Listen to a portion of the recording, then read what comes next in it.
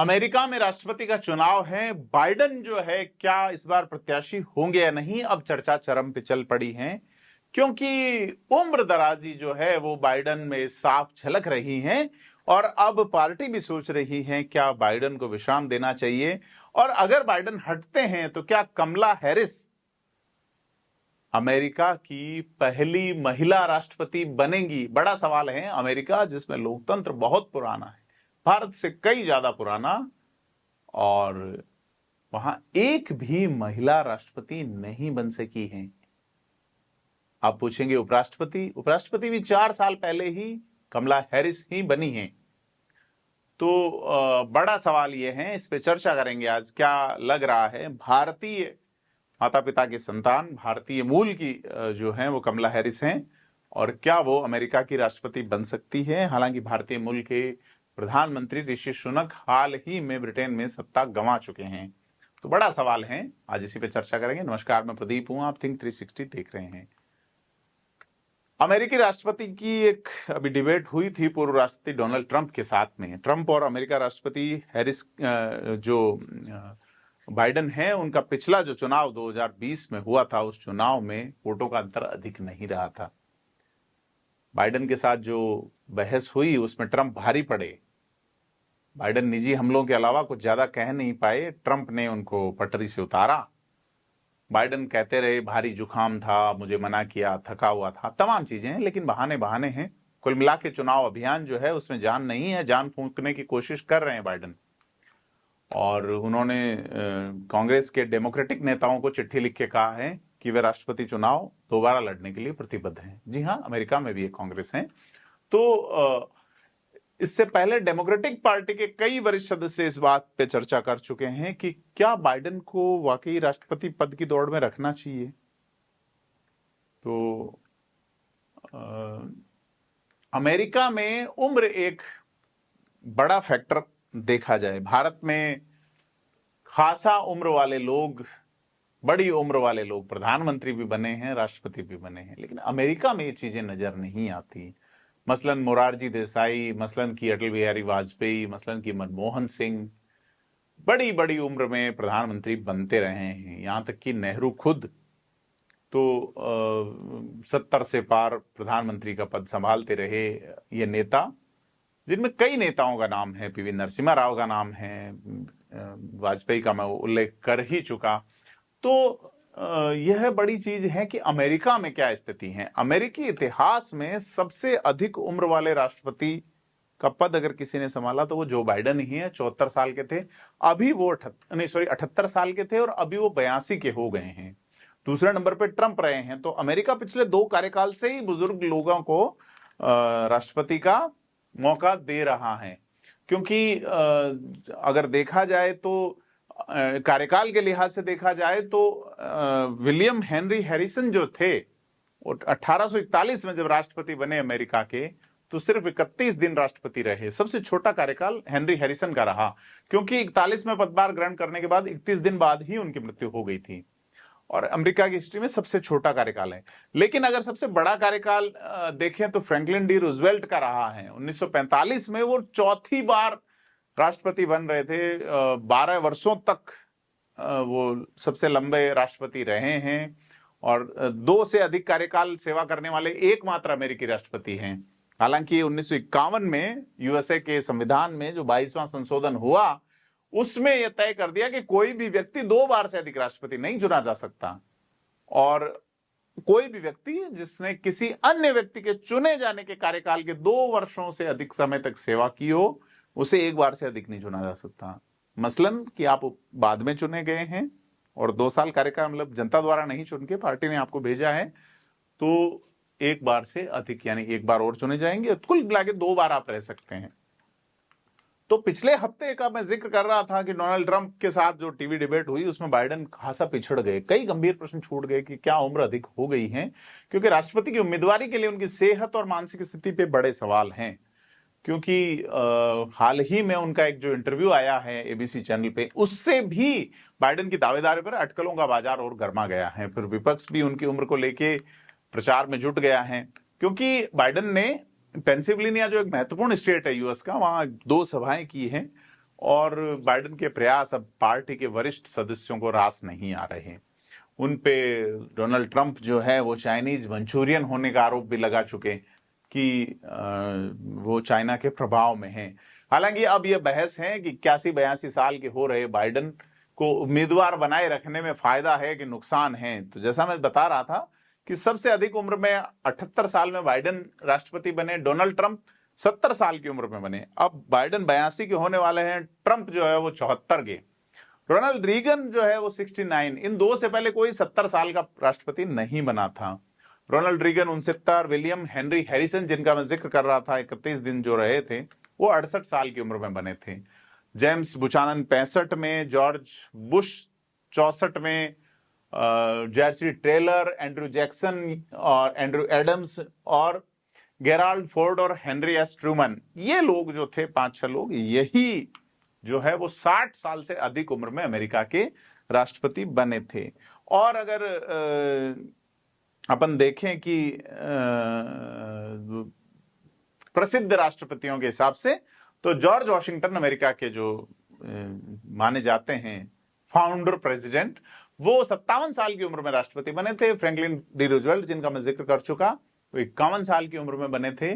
और Theodore Roosevelt जो है वो सबसे छोटी उम्र में राष्ट्रपति जो है वो उसका पद संभालते हैं। लेकिन थियोडोर रूजवेल्ट जो थे वो जनता द्वारा नहीं चुने गए थे, क्योंकि 42 साल की उम्र में जब मैकिनली का असैसिनेशन हो गया, मैकिनली की हत्या कर दी गई, तो उन्हें राष्ट्रपति बनाया गया था। तो लेकिन और अगर जनता द्वारा चुने गए सबसे कम उम्र वाले राष्ट्रपति का नाम हो तो उनका नाम जॉन एफ कैनेडी है, जो 43 साल की उम्र में राष्ट्रपति बने थे। ये प्रसिद्ध राष्ट्रपति रहे हैं। तो बड़ा सवाल है कि ये जो बहस चल रही है कि बाइडेन बने या नहीं, और अगर बाइडेन को हटने पे मजबूर किया जाता है तो अवसर को किसे दिया जाएगा। जिन नामों की चर्चा है उसमें प्रमुख नाम उपराष्ट्रपति कमला हैरिस का है।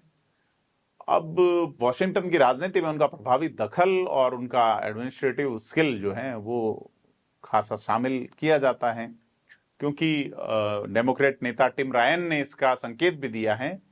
तो उन्होंने कमला हैरिस का नाम लिया है, क्योंकि न्यूज़वीक में एक एडिटोरियल छपा है जिसमें कहा जाता है कि कमला हैरिस एक ठीक रास्ता है। और डेमोक्रेटिक पार्टी के लीडर हकीम जेफरीज ने भी कई मीटिंग्स की हैं जिसमें बाइडेन की उम्मीदवारी पे चर्चा हुई है। तो कुल मिला के चर्चा चल रही है कि बाइडेन को दौड़ से हट जाना चाहिए। तो बड़ा सवाल है कि बड़े नेताओं में से कई नेताओं ने बाइडेन की जीत पे संशय जताया है और टीवी चैनल्स पे बात चलने लगी है। तो अब डेमोक्रेटिक पार्टी के लिए अब चर्चा में एक ही सवाल है कि बाइडेन को उम्मीदवार बनाए रखने या दौड़ से हटाने में कौन सा विकल्प अधिक ठीक है, अधिक जोखिम से भरा है। दोनों तरफ ही सोचा जा सकता है। तो कुल मिला के टीवी डिबेट के दौरान उनकी जो चिंताजनक प्रदर्शन रहा, उससे में डेमोक्रेटिक पार्टी जो है उनको हटा के कुछ राहत पा सकती है, क्योंकि बाइडेन की उम्र और मेंटल स्टेटस पे चिंता जताई जा रही है। क्योंकि डिबेट के आधार पे वहां वोटिंग बड़ा प्रभावित होता है। हिंदुस्तान की तरह जाति कोई बड़ा मुद्दा नहीं है, मुद्दा ही नहीं है वहां पे।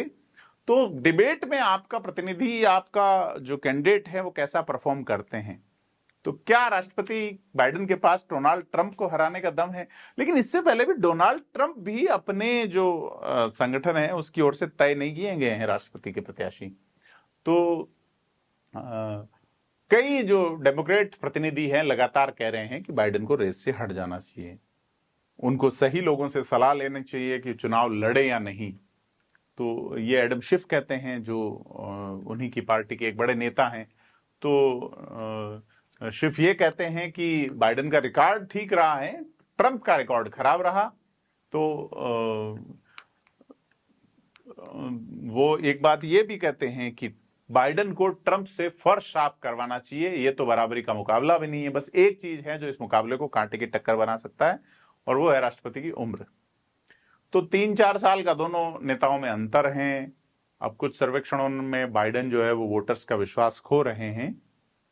तो डेमोक्रेट्स 86% डेमोक्रेट्स कह रहे हैं कि बाइडेन की उम्मीदवारी का समर्थन करते हैं, और फरवरी में 93% बाइडेन के पक्ष में थे। तो कम हो रहा है उनके प्रति समर्थन। तो अगर डेमोक्रेटिक पार्टी अपना उम्मीदवार बदलती है तो फायदा भी हो सकता है, नुकसान भी, तमाम चीज है। तो बाइडेन कई नीतियों पे भी वोटर की आलोचना का शिकार हुए, जिसमें अमेरिकी इकोनॉमिक सिस्टम और दक्षिण में माइग्रेशन जैसे मुद्दे हैं। गजा पर इजराइल के हमले का विरोध करने वाले भी राष्ट्रपति बाइडेन का साथ छोड़ सकते हैं। और यह जो है कि एक बड़े नेता जो है टिम रायन ये कहते हैं बाइडेन ही अगर उम्मीदवार रहे तो वे हम सबको ले डूबेंगे। तो लगता है कि बाइडेन पर उनकी उम्र के कारण जल्दी ही कोई दबाव बनेगा, और अगर होता है तो फिर कमला हैरिस को एक मौका मिल सकता है, क्योंकि अगर बाइडेन पीछे हटते हैं तो उनकी जगह कौन लेगा, ये सवाल भी डेमोक्रेट नेताओं के सामने है।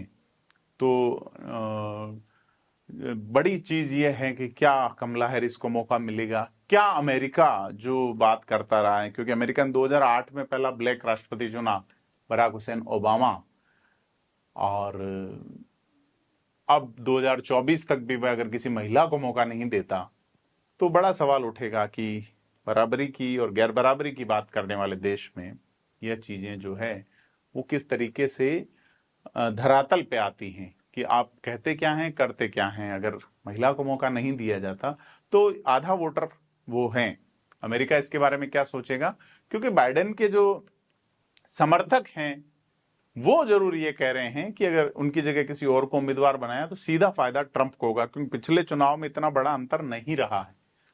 तो रिपब्लिकन पार्टी जो है, रिपब्लिकन पार्टी जिसमें ट्रंप है, तो चूंकि अंकल सैम कहे जाते हैं ट्रंप, और उनका एक अलग तरह का स्वैग, अलग तरह का अंदाज है जो कि काफी विवादों में भी रहता है, विवादों में भले रहे लेकिन चर्चा से नहीं हटता। तो कुल मिला के बड़ा ये प्रश्न है कि अब ट्रंप को टक्कर कौन दे सकता है। टिम रायन कमला हैरिस का नाम ले रहे हैं। तो बड़ा सवाल है कि अमेरिका किस तरीके से चीजें देखता है, क्योंकि जिस तरीके से ट्रंप का जो नाम आया, ट्रंप के जिस तरह से मुकदमे हुए, जब उनके खिलाफ महाभियोग चले, तो उसके खिलाफ अगर कोई साफ सुथरा चेहरा चाहिए तो 59 वर्षीय कमला हैरिस हैं। तो एडम शिफ जरूर ये कहते हैं कि कमला हैरिस डोनाल्ड ट्रंप को आसानी से हरा देंगी। तो चूंकि उपराष्ट्रपति के चलते वो पहले से चुनाव अभियान की जो प्रॉब्लम्स होती है, पेचीदगियां होती हैं, उनको अच्छी तरीके से जानती हैं। तो कुल मिला के मौजूदा प्रशासन की नीतियां भी बाइडेन के विरोध का कारण बन रही हैं। साथ में उम्र जो है वो एक बड़ा मामला देखा जा रहा है। तो क्या लगता है आपको, अमेरिका अपना पहला महिला राष्ट्रपति चुनेगा या स्थिति जैसे चल रही है वैसे ही चलती रहेगी? कमेंट करके बताएं, वीडियो को लाइक शेयर करें। धन्यवाद।